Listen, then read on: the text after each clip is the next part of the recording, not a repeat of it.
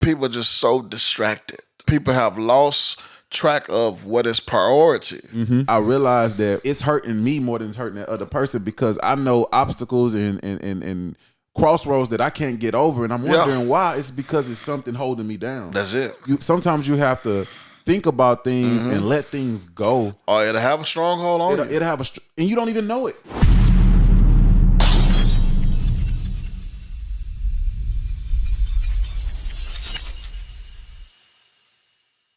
What's going on, everybody? Welcome to the B4Real Podcast. This is another episode, and I have something special for you guys today. I have Joe Williams, a.k.a. Pastor J. I'm glad to be on. Glad to be a part of the podcast, my brother. And today we're just going to have a little dialogue. We can just jump right into it. I know that you have your own trucking school. Can you give me a little rundown about how did that get started and how you got into that?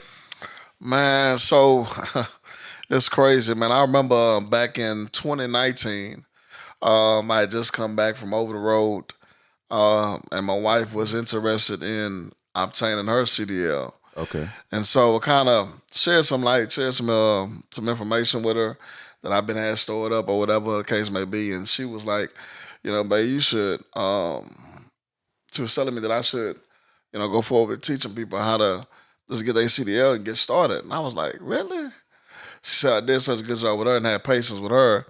And so it kind of dawned on me at first. I kind of was like, no, then I gave it a shot, man. So within about a month or two, kind of had a graphic going or whatever the case may be. And I remember I had my first 3 students, Ri'keam. And man, just to hear their stories was truly inspiring. I remember one of the guys, man, was saying that, Mr. Joe, man, I ain't never made over like $9 or $10 an hour at a job. And some of the other guys can relate as well. And so going on when they got their CDLs, man, they said it changed their life forever. And that's the impact. That's the joy that I get, man, out of helping people. And from there, I was telling some of the students, because I first started just doing permit classes, helping people get their permits. Oh, you weren't doing like the whole CDL license? Yeah. Permit. Okay. Kind of started off like that. And I remember a student saying, Mr. Joe, when you get the truck, it's going to be on and popping. I said, well, I said, if God give me some trucks, I promise you I'm going to do the whole 9 yards.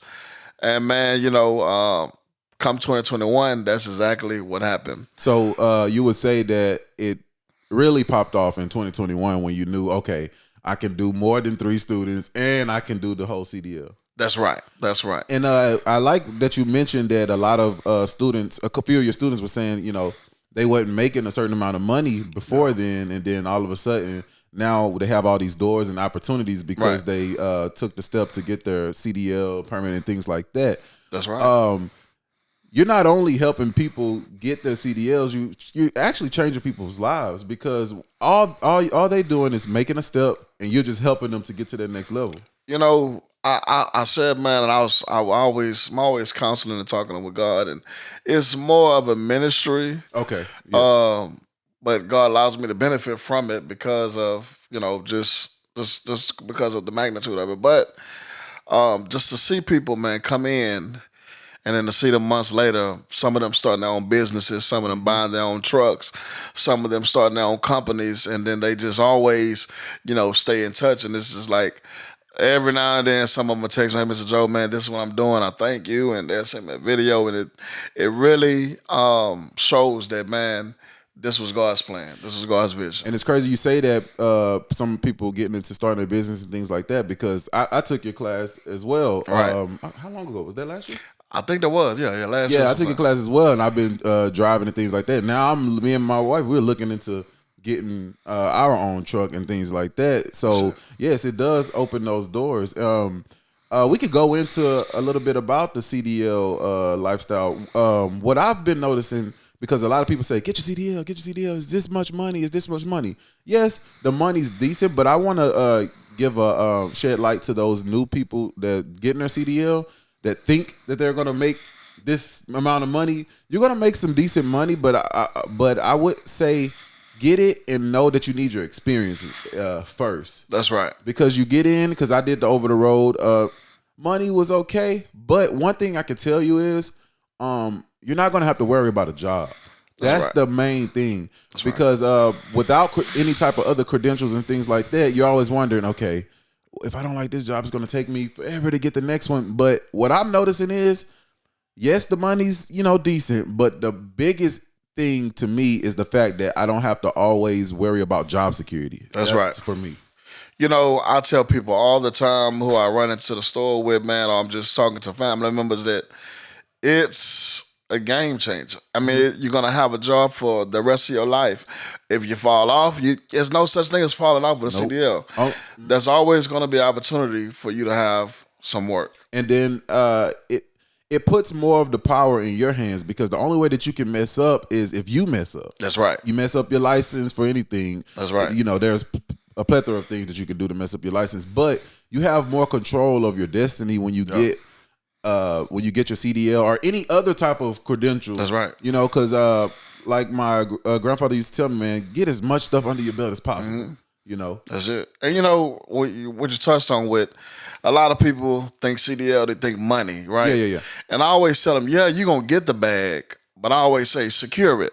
And secure it not just with finding the right job or buying the right truck, but it's all with knowing the knowledge of the game, right? Getting the experience so you can know what to do, what not to do, knowing that you're going to bump your head so you can know, okay, I can't go this way no more. But then now I can totally secure my future. I can totally secure my money.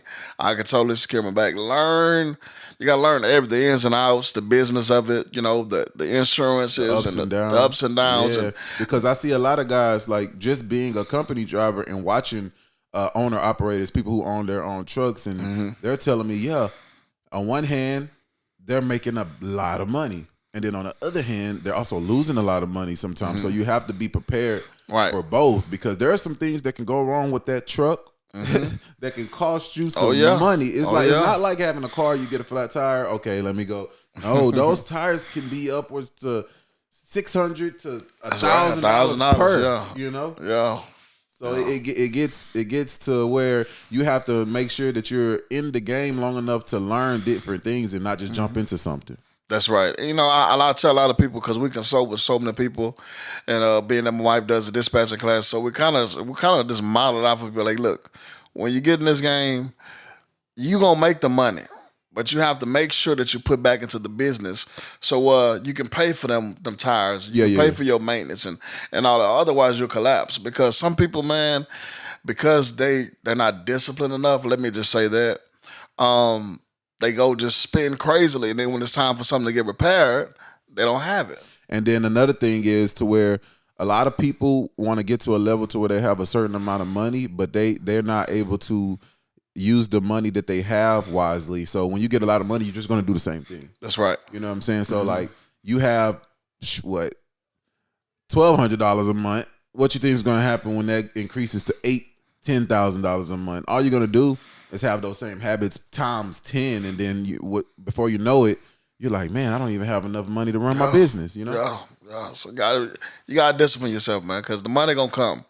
But if you don't be disciplined, man, you can really fall and hurt yourself real bad. I also wanted to get into go backwards a little bit, and get into give me your experience as a truck driver, new truck driver. You don't have to give me the long drawn out. Like, give me some of your experience in your early CDL. Man, Ri'keam, my story is really the CDL changed my life. Okay. I can remember before I even got started, man, it was kind of like I was trying to find my identity, trying to find my purpose. I'm young, I'm married, we have kids and things of that nature, and I'm wondering, what can I do to get going, provide for my family. So, man, I chose CDL. I remember getting started with my Class B CDL and driving for the city of Beaumont and trying to just get my feet wet and things of that nature. Man, I never forget, I'm stopping to a store to get me some lunch. And they had an old school guy up and up. He said, "Young buck, man, you got your Class B CDL?" I'm like, "Yes, sir. Yes, sir." He said, "Man, I tell you what, man, you get your Class A, you'll never look back." And so I'm like, wow. So from that, man, I was contemplating on going to CR England in Dallas, Texas. Is that the route you took? Did you go to one of those where we're gonna send you out here for 3-4 weeks, and you did that route? So I went out there, trained a little bit, ended up taking my test and all that, passing to get my license, but I didn't stay with them. Okay. Of course, that's how that go. Yeah, you know how that goes. So I didn't stay. I kind of came back, and then I got my career started. See that's another reason why I like that you offered the school, because I was able to get my CDL and take less of a risk. Right. What I mean by that is I didn't have to just drop everything and go to Dallas or wherever the class was. I was able to pay my money to the school and stay home and still have money. Because I know a lot of people, that's their end all be all. Yeah. Like they have to leave their job and they go out. I didn't have to do that because it was one right at home. Right. Yeah. And that's what I think that was a major benefit, man. Like you said, to certain people, because a lot of people probably been wanting to, get their CDL and get started with that, but being that it was so far away, some people couldn't just sacrifice, stopping everything that they have going on to go out there. Because when you go to one of those, sometimes they're paying you like $60 or less a day. Oh yes, you know what I mean. Yeah, so yeah, it's man, you're not making no. And that's why I just came back to Beaumont and kind of got my career started a different route than staying with them. But more beneficial, man. When we started the school, man, and it was so huge to where the numbers was crazy. And I think now, I've lost count to how many people that came through our program and got their CDL, but it's in the 400, maybe 500s. But all those people was just grateful that it was right here in their backyard. Exactly. With starting the school, what type of adversities did you face in order to get that started? Or was it just God just favored? He favored you for sure, but like it just went, or was it like obstacles to get this started? Well, getting started, it wasn't so hard. Okay. I think it was just the continuity of it. Just, as you continue on and, you got people who, any other business you have, man, you're going to have people who share their experiences of it and things like that in terms of the negative.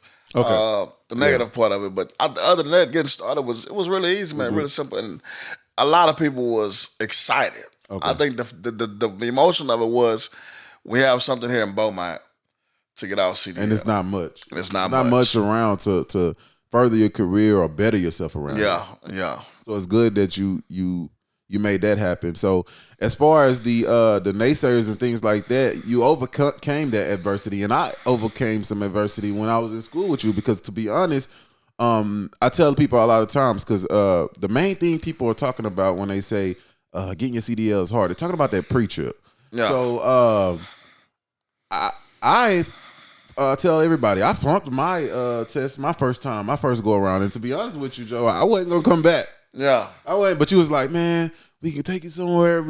Just study and we gonna do it again. So if I wouldn't have came back, I wouldn't have had no CDL. So I had to overcome adversity. How important is it to not give up and things like that? Not just with your trucking school, but just in life. How have you learned that lesson?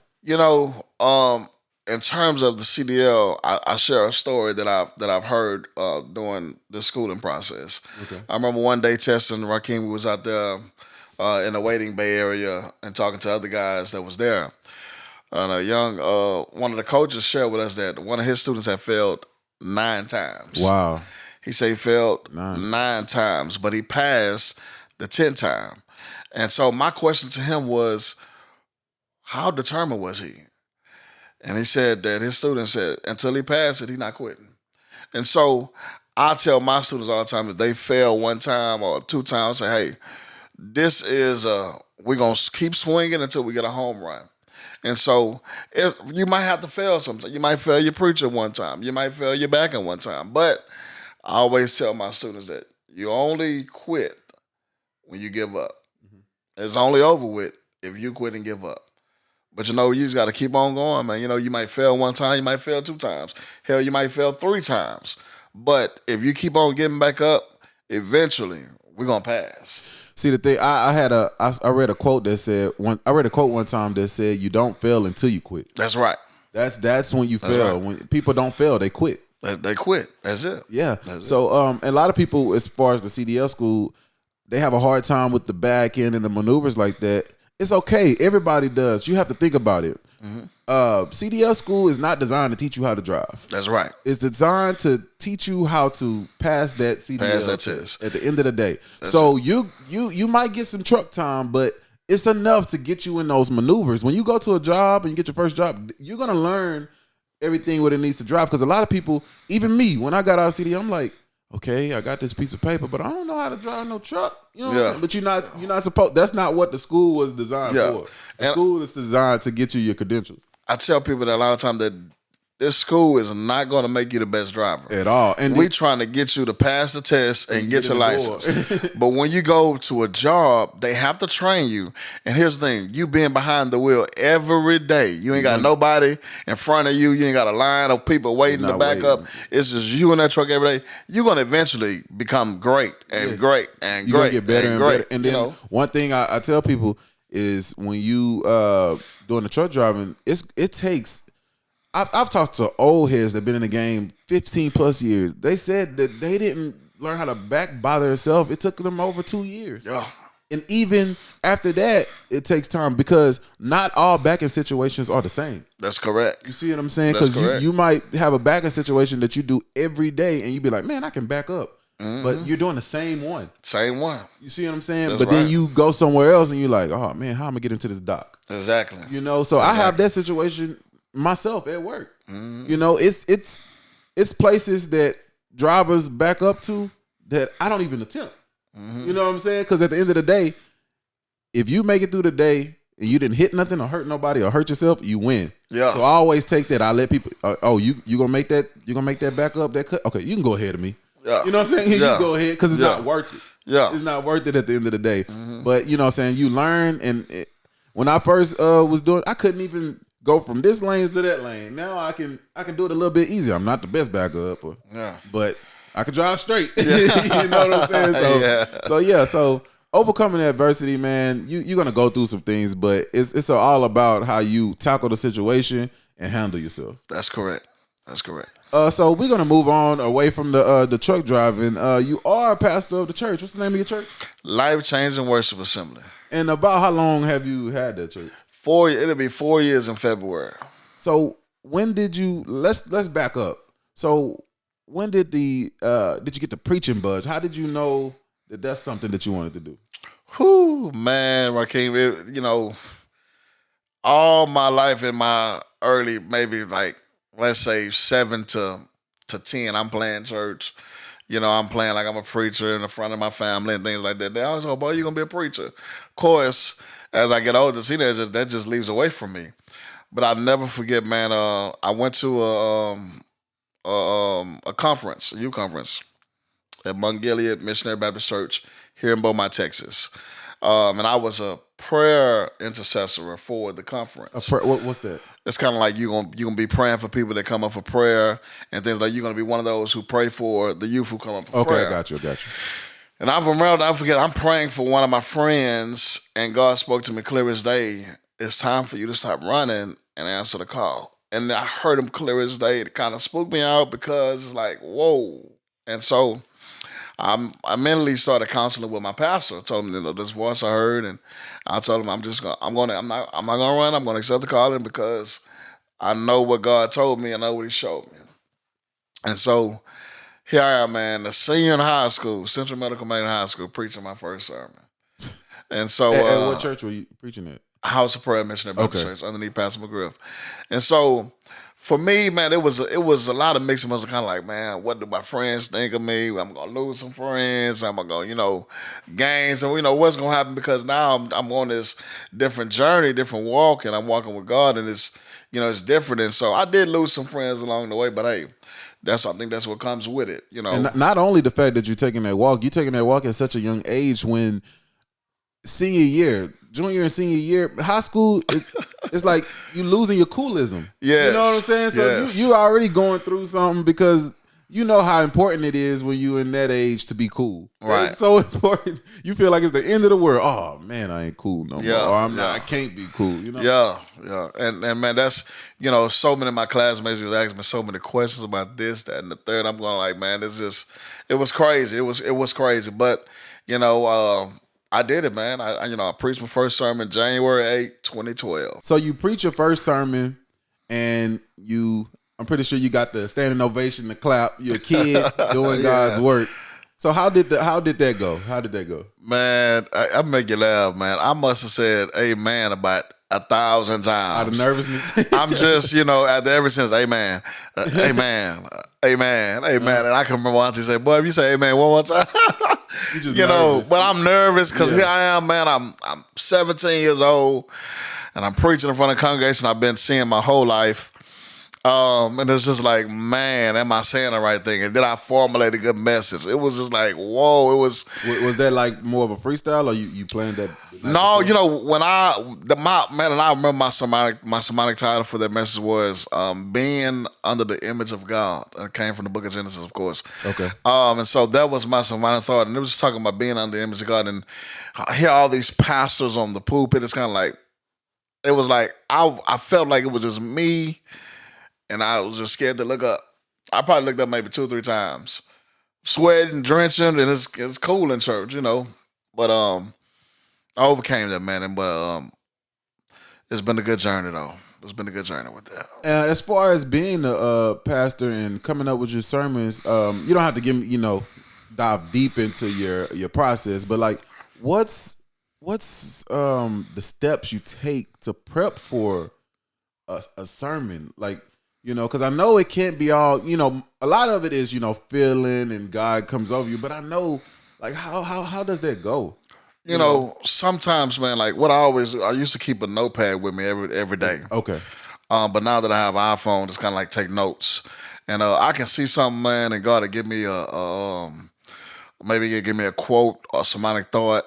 And I'm writing now. So basically, you're taking inspiration from everyday life. That's it. Okay. That's it. Sometimes it comes from that, or sometimes when I'm studying, because I'm always studying. Okay. And if I'm studying, God will give me something while I'm studying. You'll read something that you didn't catch. That's it. Prior. Okay. That's it. And then here I am now. I done built the thought as far as my title. Got you. Now I'm building some points that I can teach out of this text. Okay. And what my pastor always taught me, read the text again.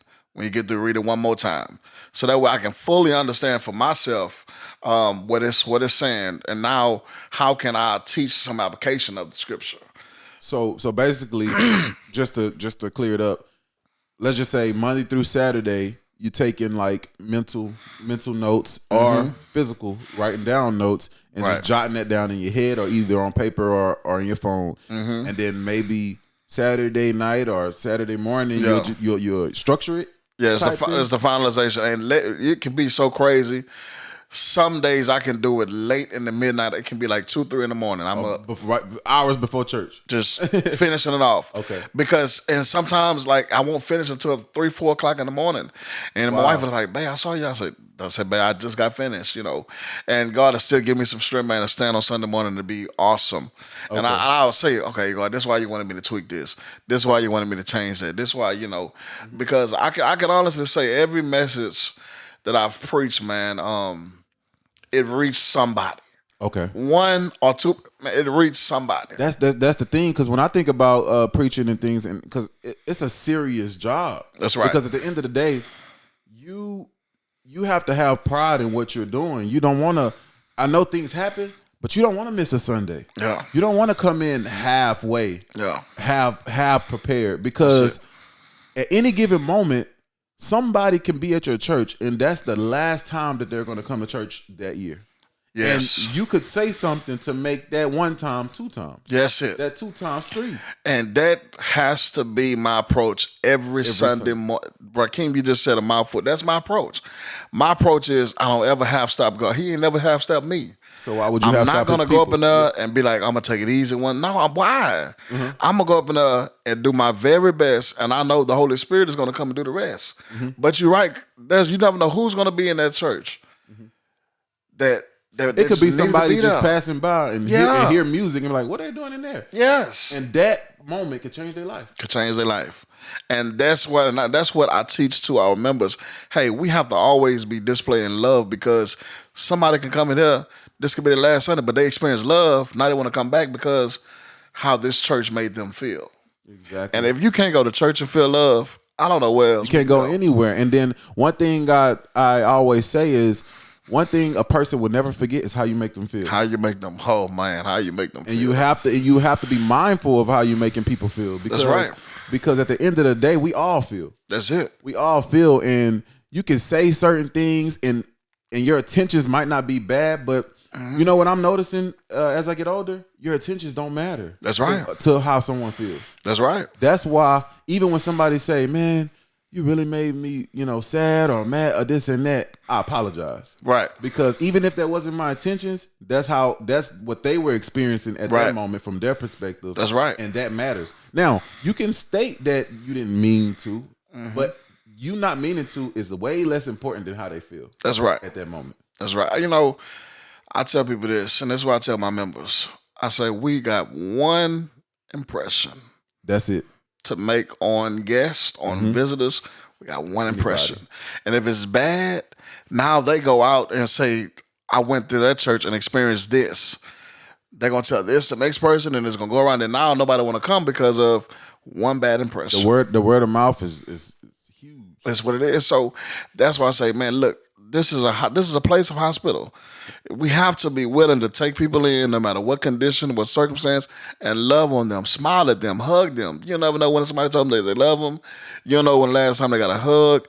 We got one impression to make, and it can be good, bad, or whatever. But if it's good, oh man, it's gonna spread. Exactly, and you never know what people going through. Like you said, you never know why people are there. People just might end up at your church because they just looking for love, looking for someone to accept them.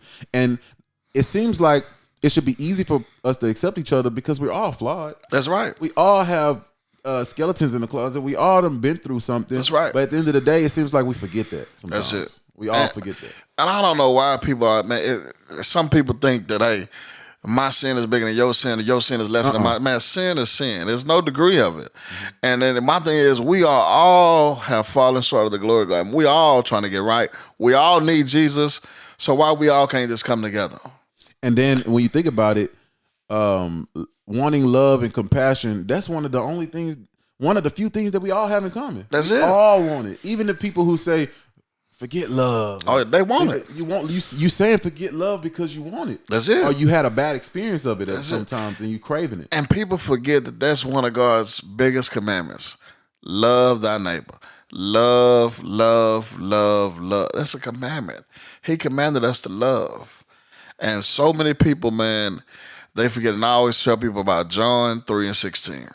For God so loved the world that he gave his only begotten. That's love. His only begotten son. And all you got to do is believe. But that's love, man. And, I preached a sermon on that text, and my sermonic thought, Ri'keam, was real love. That's real love, man. So for somebody to give their own underline only, like, you don't know how. Do you know what only is? I mean, you only got one. Only. It's hard to even define only without saying only. It's like I'm gonna let you use my only car, or my only house. Only is just so this big. Is my last chip in the bag here. That's it. It's like a 4-letter word, but just the magnitude of it. Only. And my thing is, not only in that text do you highlight that word only, but it says, for God so loved the world. That means no matter how many sins you got so many sins. Or no matter what, just people don't understand the magnitude of the word so. Like, so there's so many fish in the sea. There's so many sins. God knows there's so many hairs on your head, but he knows the number. It's just only and so in that text. Man, you should have heard that sermon. It was just crazy. And I'm going to move on with the church aspect. How important is it for a church to be involved in some way into the community? It's very important. Especially in a time like we living in now, it's so imperative that the church gets back in the community and gets involved. And, we were visiting kind of Dayton for our year this year, and we have so many community events planned that we want to do just to give back and just to be a church that's active in the community. And I think that'll draw more people back to churches, because you look around, a lot of attendances is down across the country in churches in many places. But I believe that the church should get back involved in the community as it used to be, and man, we can get those numbers back filled up. Yeah, I feel like a lot of people leaning more out towards the church, and a lot due to what we was just talking about, how people not accepting people and things like that. And you could say COVID a while ago and stuff like that, but being involved in the community sheds a ton of light on the church and shows that, okay, we're not just talking, we're not just having church on Sunday, filling a room and collecting. We out here trying to make a difference in the community and trying to make change. That's it. That's it. And, you know, that's what it takes. It takes you going to the community feeding the homeless, or you going in the community picking up trash, or you going to the community, hey, giving away free food, or just you going to the community giving away, you doing a block party to give. It's something. It ain't. See, a lot of people think it's hard. You ain't got to do nothing just to go out of your way. It can be something simple as, hey, we're going to give people hugs. Or we're going to invite people to church, or we're going to give people free food, jackets, black, whatever the case may be. That way, okay, somebody going to be like, man, that church always doing something in the community. I always see that church doing something in the community.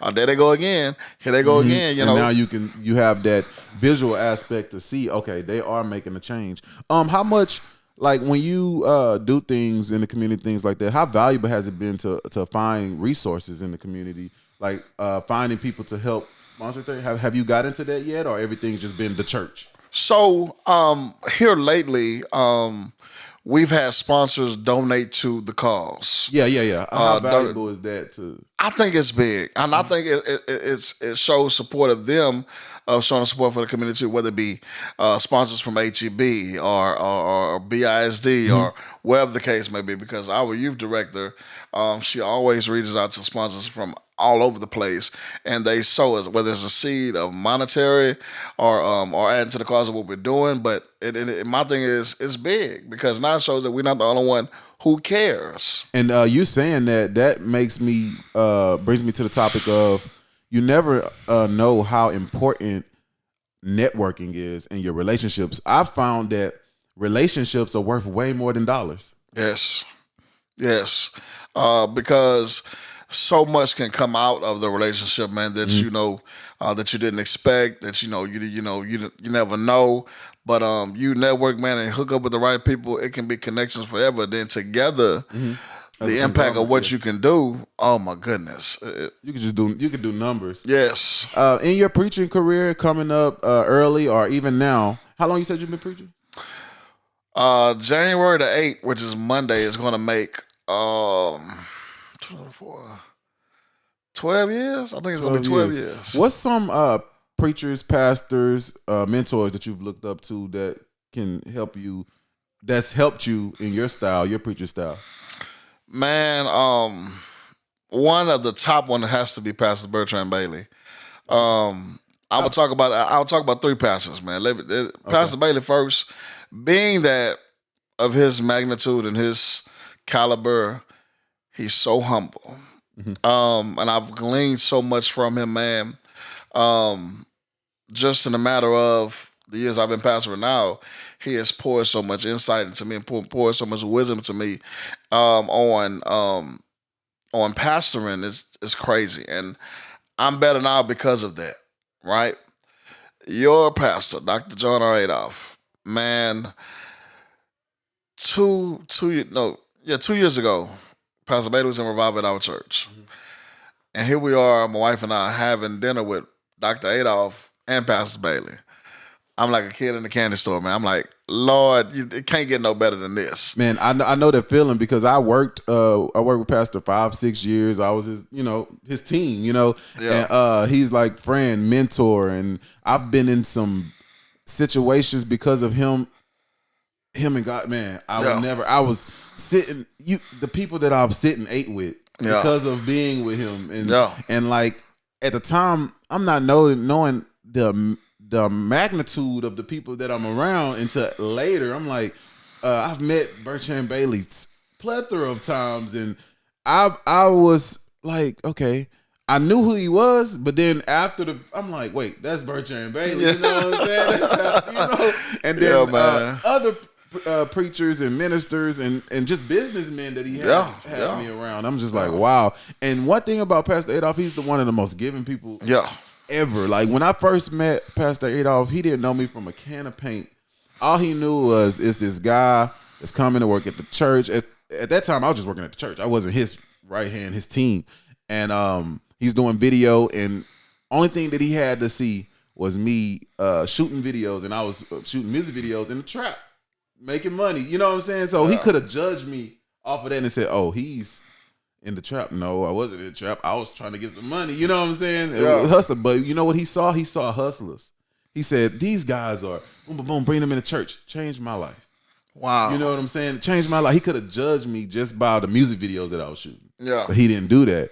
So the way he learned that I was doing music videos, he told me one time Antioch, the community was doing a gun buyback, and they were trying to get the guns off the street. And then the way that they were seeing the guns and who had them and things like that, for some reason they was watching music videos because that's where rappers tell on themselves. Yeah. And then before the video, my logo will pop up 2023. I shot the video. We shot the video. He's like, "Wait, 2023? They work for me. Wait, hold up." And he seen it. Could have judged me and kicked me out the church. Did he do that? No. You know what I'm saying? So that's just my story. One of many stories on Pastor Adolph, how humble and how giving he is. But you go ahead. What was your next preacher that you? So and then it will be my pastor who I've been under so long, Pastor Eddie McGriff. Okay. Man, I wouldn't be the father, husband, preacher that I am today had not been for his leadership. I've learned just so much, man, and I kind of, grew up in a single parent home, which is my mom and I. Okay. And so being up under Pastor McGriff was kind of like he fathered me and showed me so many things that a man never showed me. And so, man, and I never take that away from him. I couldn't be who I am today if it hadn't been for Pastor Eddie McGriff. Taking me to conferences where it's like I learned how to preach going to these big old conferences with him. The classes and things like that shows you how to be an effective preacher. Man, Ri'keam, if it hadn't been for that, I'd probably still be learning how to preach, and things of the nature. But, man, I'm so forever grateful to Pastor Eddie McGriff, man. And big shout out to Pops. Yes, sir. And you mentioned your childhood and growing up and parenting. So could you give me a little bit about that? Kids, marriage. What's the life? What's the life? Man, here I was, this guy from the projects. Growing up in Sunlight Mountain, man, me and my mom, I watched my mom work 2 and 3 jobs at a time just to provide for me and my brother at the time who was living with her. But I never complained, man. I never still was without. We had a roof over our head, had a bed to sleep in. We had food to eat, and I was grateful for all those things. But it was some things that, my mom couldn't show me because she's not a man. And so I'm strong enough to share this now. A couple of years ago, I probably wouldn't be strong enough. But, man, I remember coming up, Ri'keam, I'd be in school. It could be goals night. It could be me playing a football game. I playing on a football team, basketball team. And, I see people with both of their parents cheering them on, rooting them on.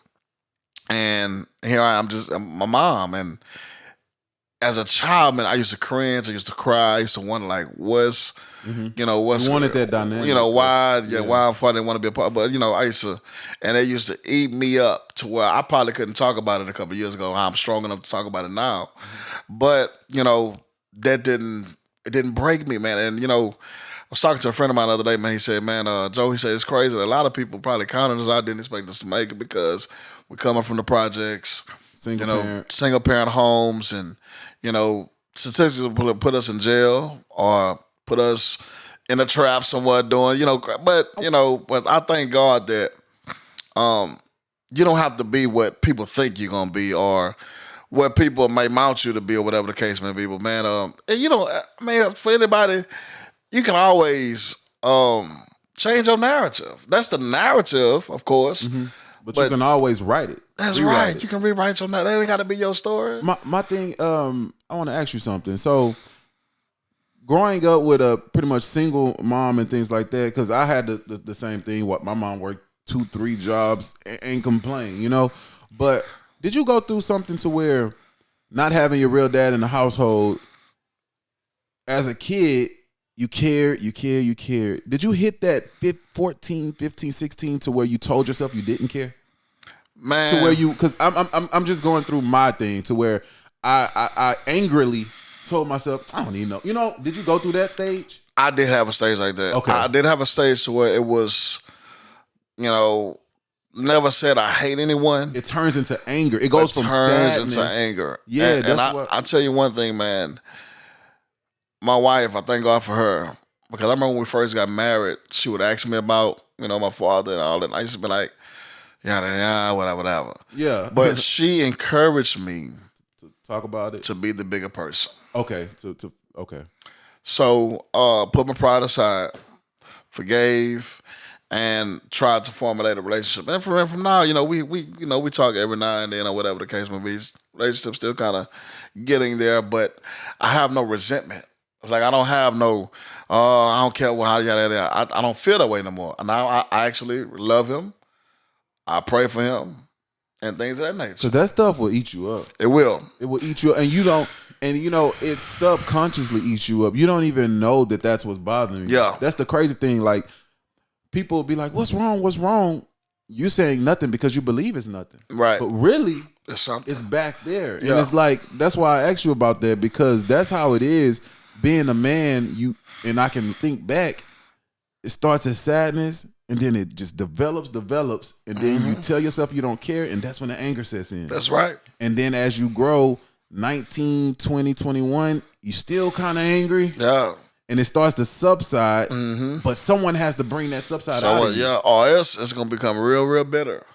And, bitter. Whoa, yeah. And, man, for one of my brothers is like that, it's just like, it ain't going to happen. He don't care if it not happens. None of that, about, our father. But this is where he stands. And, and I try to tell him, hey, man, be the bigger person.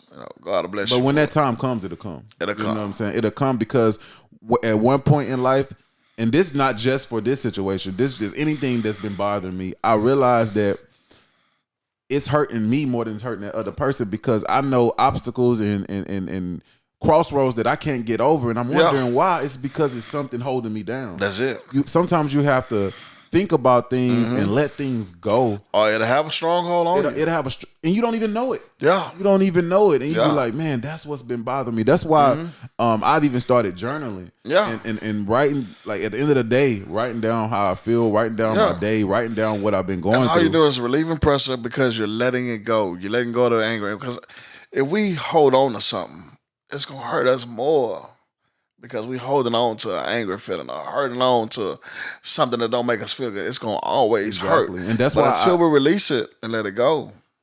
That's why I encourage daily writing, because your brain doesn't know that you're not talking to someone. All it knows is, phew, I'm getting relief. But really, you just writing. Yeah. So it's not like you have to even if you don't have no one to talk to, it has to be released some type of way. Yeah. Not having that father figure role in the household, where did you get some of your learning and knowledge as to, relationship wise? Is that something that you just you winged it and you just got better at, or what were you able to look at? Man, I think I was able to look at my love for my mom. Okay. I think that was very influential towards my marriage. Of course, you hear a lot of people say, "Oh, if they was raised by their mama, they're gonna treat you right." Of course, some people can say that's cliche or whatever the case may be. But man, my love for my mom was strong, because I seen a woman who did what she did to take care of all of her children. But I think that's what kind of made me love strong, love hard, and even figure out what love is for my wife. So we pretty much had the kind of like the same story growing up, because my mom was a 3-job worker. Watching your mom do that, like, what did that, for me, it made it to where I can't make excuses. That's right. Like, my mom went to work, she was sick sometimes, and not only did she take care of me and my sister, her mom passed away, and her sisters was like 14 and 12 and 6, stuff like that. She took them in, raised all 4 of us, went to work 2-3 jobs. So it's like, in my life, it's like, man, anything that I go through, I'd be like, it's nothing compared to what my mom went through. You know what I'm saying? That's So right. it's like I'm able to push more. Yeah. And you get that sense of, man, ain't no way I can complain. Ain't no way I can just even have thoughts of it's too hard Quitting. or quitting or anything because I see what mom did. And I know that I can get through anything because of what I saw. And it gives me courage, it gives me strength. For sure, strength to keep on.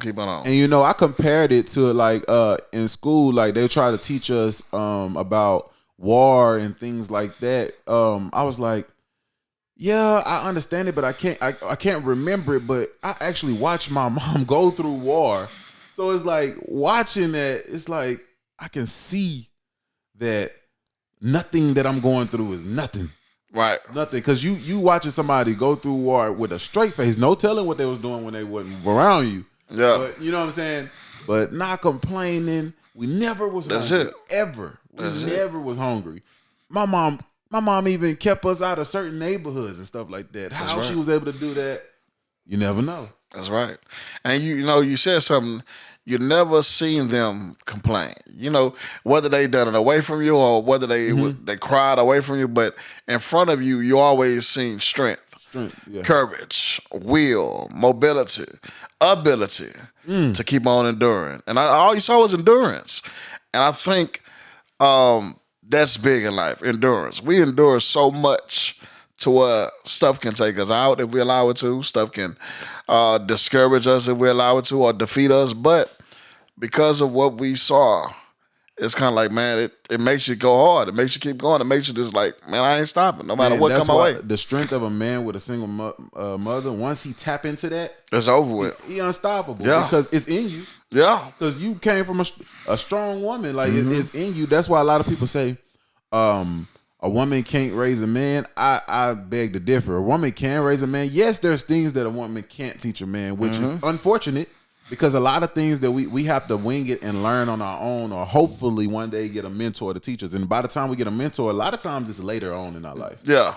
And hopefully we can make it to that level without going to jail, make it to that 21, 25 age without being in jail or getting shot or things like that. That way we meet these people in our lives. That's why I feel like it's important to when you see a boy, especially men, you see a young man that's maybe going down the wrong path or something like that, you try to take him under your wing and just do nice things for him and instill things into him that's gonna carry him a lifetime, especially when he's not getting it nowhere else. That's right.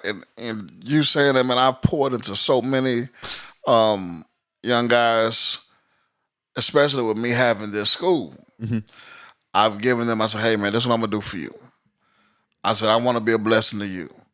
I'm going to let you come to my school free of charge. It's going to be between us because I want to help you. And I can't help you by just giving you money. That's not going to help you. You giving them something that's worth more. I'm giving you something, man, that you're going to always have money. But it's going to give you it's going to give you stability, a future. It's going to give you everything that what you need right now to make it in this life. But you know what I noticed, though? A lot of people will take that as not taking it serious because they want things given to them. That's right.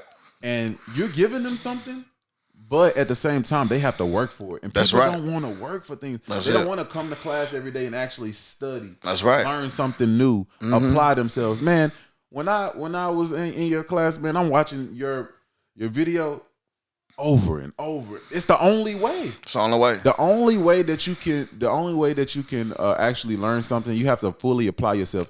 You know what? For the longest, I never understood what apply yourself meant until I got older. And like, applying yourself is cutting everything off. That's it. Applying yourself is you stimulating your mind with nothing but this for every day, all day. Yes. And applying yourself is giving up those fun things for this.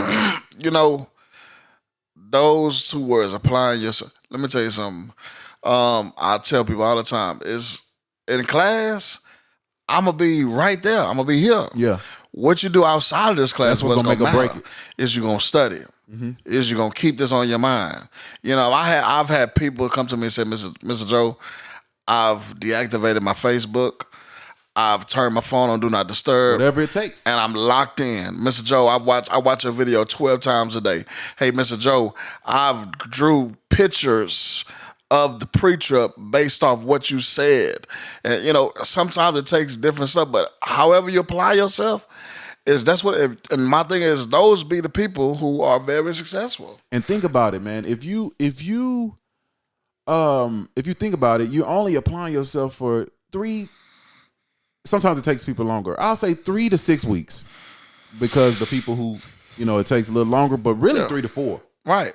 If you can just lock in for this month, just that month, it could change your life for years to come. Yes, sir. Just lock in and not focus on. But people be trying to balance fun with work. Almost, yeah. Can't do it. Raheem, people are just so distracted. Oh man. Whether it's social media, whether it's partying, whether it's and there's people have lost track of what is priority. Mm-hmm. Being okay, this is going to solidify your future. This has to be priority. And when I realized that people are distracted, even me, I realized at one point I couldn't go 5 minutes without picking up my phone and doing nothing on it. Yeah, just doing this. Yeah, and I said, you know what? I have to stop this. This is a sickness. Yeah, this is a sickness. Like, you having conversations with people, and you're not even in tune with what they're saying, because you're doing nothing. Really. You're not doing anything. You're not texting nobody. You just man, that phone is addicting.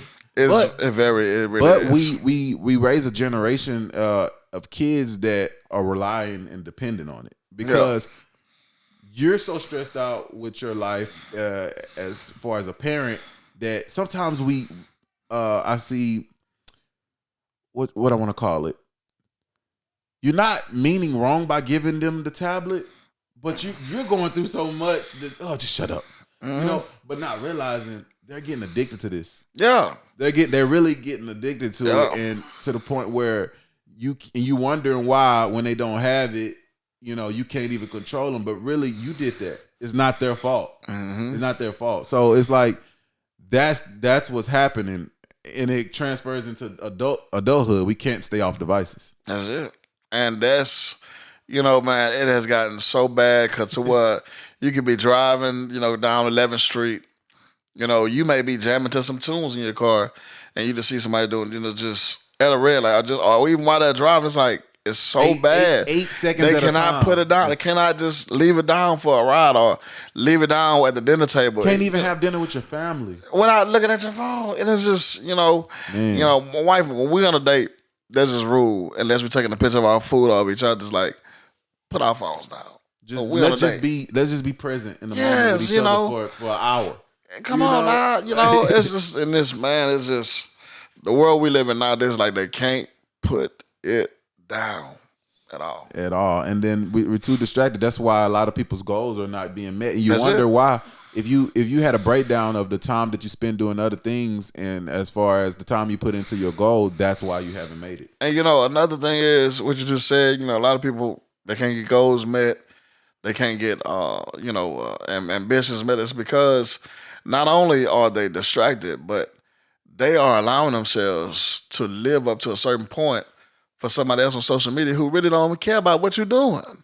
Oh yeah, like a lot of people feel like people actually care. Even when they comment, they don't really care. Yeah, it's like you're living for some people that they could care less. Yeah, and the people that really matter, you won't even give them your time, because you're so focused on the people that you've never even met. That's it, man. Or you won't see. That's it. You'll never see. You're never gonna meet. They don't care. They don't know nothing about. But you're living for them. Mm-hmm. And it's like, man, it's gotten to the point to where it's ridiculously crazy.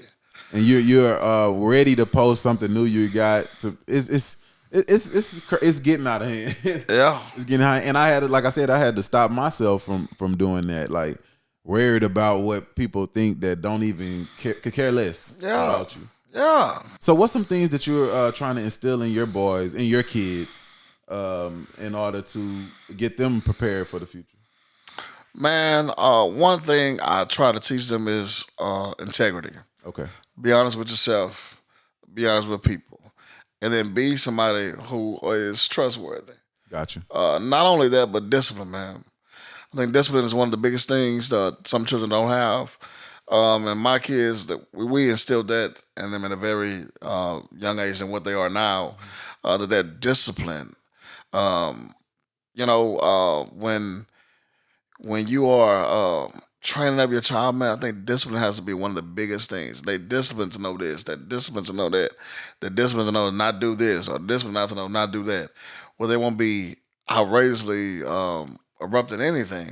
Yeah, because I'm trying to learn from you for when I have kids. When Yeah, and yeah, I'm always taking that knowledge. Okay, what do I need to do? Because yeah, you get nervous, but I'm nervous and I don't even have kids. But yeah, you know what I'm saying. But I'm at that age to where yeah. eventually it's gonna happen, and I just want to be as prepped as possible. One lesson that I think needs to be addressed, that's kind of counterproductive if you don't understand it fully, is not caring what people think about you. I feel like it's important to, saying the negative not to care, but we have to dissect that because what people think about you is important as well. Yeah. So it's like it's a balance. Like people always say, don't worry about what nobody think about you. They don't matter what they think. It does. You want to put out a good, like you said, you only get one chance, one first impression. So Yeah. I want to say not care about people, but what people think about you. But at the same time, you want to give them something good to think about. If they turn that negative, that's on them. Yeah, that's it. Give them something good to where they can. Only thing they can think of when they think about Ri'keam is, man, it's something positive. It's a positive information. It's positive. It's positive. It's positive. And I know we as a people, we think like, oh, I don't care what nobody think. They can think what they want to think. Yeah. No, but no. That's not the standard I want.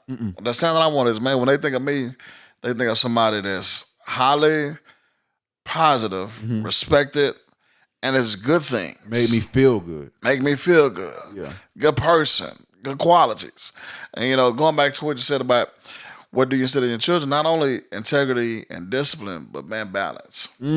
Everything has to, man. You can't just let them always be in front of a TV with a game or a device. We teach Bible lessons. We go over biblical things. We go over real life things. What's not to do, what to do. Gotcha. And just you gotta instill a balance, and then teach them how to play outside, not just be inside the house, Ooh, that's locked into. It's just teach them how to take care of the dogs and things like that. Or do pick up the trash in the yard, and Something. just some others. It's got to be balanced. It can't just be one sided. Well, that's the only thing they're gonna know. That's the only thing that's, like you said, is gonna control them. Got to be balanced. Yeah, because I was talking to my cousin the other day. He was talking about his son and stuff like that, and how when you take things from them, they act this and that way. But sometimes I was telling him, I was like, man, you ever think like we're punishing the wrong people? Because what did you do to cause this? Like everything that they have, you bought. That's right. You know what I'm saying? So That's right. they don't have a job. They don't have money. Everything from what they eat to what they watch to what you pay for all of it. If they start having too much of a value to material things, you bought those things. Yeah. You know what I'm saying? So it's like sometimes we have to start with ourselves. That's right. In order to really locate the problem. Gotta have some accountability, because I feel like you said, they didn't get this by themselves. They ain't gonna purchase it by themselves, and it's what we allow them to do. If we allow them too much time on this, too much time on that, then man, everything gonna be just gonna be crazy. There's no learning. What is there? Learning time? Is there nap time? Is there? And that's another thing. We tend to think, oh, they learned at school. No, learning doesn't stop. It don't stop at school.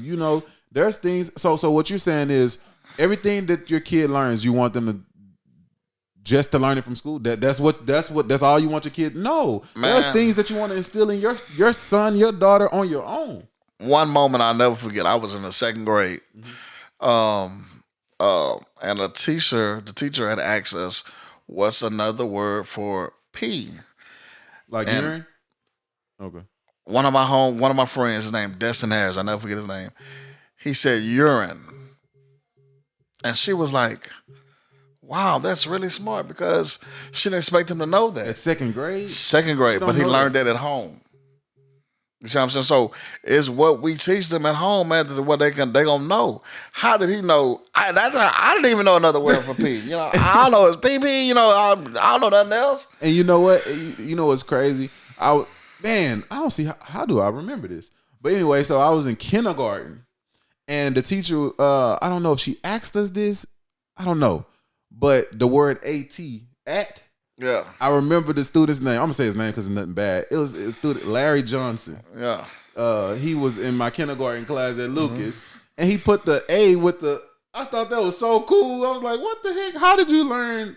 What is this at sign for the?" Yeah. You might know Larry. Yeah. I know you're talking about. Yeah, we was in kindergarten. I was like, "That's little thing. He didn't learn that at school. Where wow. you learn that at? Exactly. You know what I'm saying? Exactly. Kindergarten. So kindergarten, man. It's things like that. Like you can make your kids steps and steps ahead of other kids just by taking 15 minutes a day. Yeah. 20 minutes a day, just showing them other things. And guess what?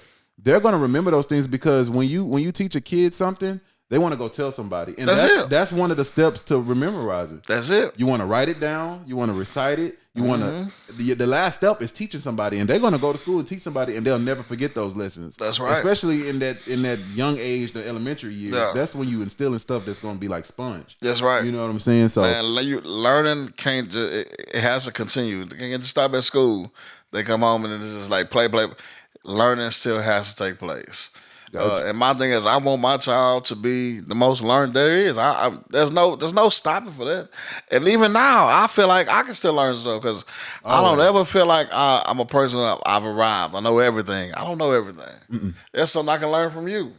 And I tell people all the time, I'm always open to hearing new ideas, hearing new suggestions, hearing new ways because I don't know it all. Speaking of that, as we close, I want to ask you. We always talk about the good things and stuff like that. What are some things that you plan that you know that you need to work on? Some things as a pastor, as a parent, as a husband. What are some things that you're looking to get better at? Man, one of the things, and we kind of shared this behind the scenes a little bit, but consistency is the biggest thing I want to be enhanced, embraced, and accomplished. Okay. I feel like some things I start is real good, but it falls off. Whether it's my business, the church, in my marriage, or doing something with my children, it's a matter of being consistent. Right? If it's good, be consistent with it. But you can't get. The problem is, I think a lot of times we get too relaxed, we get too content and comfortable to where it's like, yada yada yada. But consistency is the biggest thing I want to work on this year. Going into this new year, this new season is just being consistent with not only what works, but being consistent with the cycle. Just being consistent. And a few things that help me, because I've had those same issues. I could just tell you things that I've been doing to stay consistent. You can try to implement some of them. One thing is, I have boards like that one that you see right there, race boards, and even in my bedroom, I make a daily to-do list every night. I'm pretty sure you've probably implemented that at one point, and I try not to go to sleep until it's completed. Basically, trying to trick my brain into releasing those endorphins that make you happy by when you accomplish goals. Right. So being able to check off certain things, nothing too major. 3 to 5 things, you know what I'm saying? So that small things, something simple. I want to sweep the garage. I want to clean the living room. Yeah. It don't have to be things pertaining to your business and stuff like that. All you trying to do is get your brain to be like, what? We pumping. Oh, he giving me, you know what I'm saying? So you trying to get that. And also another thing, like I stated earlier, is daily journaling. Writing down how you feel. Writing down things that you didn't accomplish today that you should have accomplished. That's right. Writing down good and bad moments throughout the day and things like that. Stuff like that. And filling your head with the things that you want to accomplish. Watching YouTube videos on it. Talking to people who do the things that you do, studying those things, fill your head with nothing but that. And also, lastly, like what I did with this interview today, podcast. Somebody canceled. I could have took an off day. Not taking many off days. Right. That's a big one. Because I replaced you because you were supposed to be tomorrow with this one because I knew that, man, that one day was going to get me into a bad cycle because we have triggers. That's right. It's things that you do and you're wondering why am I doing this, man? I said I wasn't going to eat this. It's because something triggered you to do that. Identifying what triggered you. Yeah. So like, I said, I don't want to drink soda and stuff like that. And then I had went 4 months without drinking a soda. And then I was at work and something just made me mad. And you know what I'm saying? You know how you have bad days at work? I wanted a soda. Oh, snap. Sodas is connected to stress. Sugars, you know what I'm saying? Yeah. Realizing what you're doing when you have those feelings. And then like I noticed, okay, I don't want to eat this bad thing. What am I doing when I have the craving to do that? Watching TV. Any bad habit. Try to identify what made you feel this way because it's not just happening out of nowhere. Mm-hmm. You know what I'm saying? So that's just basically what I've been doing, trying to slow down life because we just speed through things and we having all these emotions all day. We're not even identifying why. Mm-hmm. And if you slow down life, you'll be like, man, you'll start realizing the reason you do things, that making it easier to stop doing those things. That's right. Yeah. So, in closing, give me some things that you are planning to do this year as far as the church and things like that. Stuff that, you want to put into the atmosphere and things that you've asked God and you want to get done. Man, as far as the church, man, we are getting ready to do a bunch of community events this year, prayer visuals, block parties, feedings, not only to the homeless, but we're going to have feedings where people line up in their cars to come get a hot meal. There's a lot of giving back to community is definitely on the agenda for sure for Life Changing Worship Assembly. And as far as the CDL, man, we just want to be consistent with continuing to change lives. Through CDLs, nothing changes. It's the same goal, the same mission. Hey, we want to get you to having a better life in terms of that. But that's pretty much what we got going on. All right, you heard it from the man himself, Mr. Joe Williams, aka Pastor J. And I want to thank you for coming. Pretty much short notice because I rescheduled and things like that. But I appreciate the dialogue and everything we got to discuss. And until next time, be for real. All right. All right.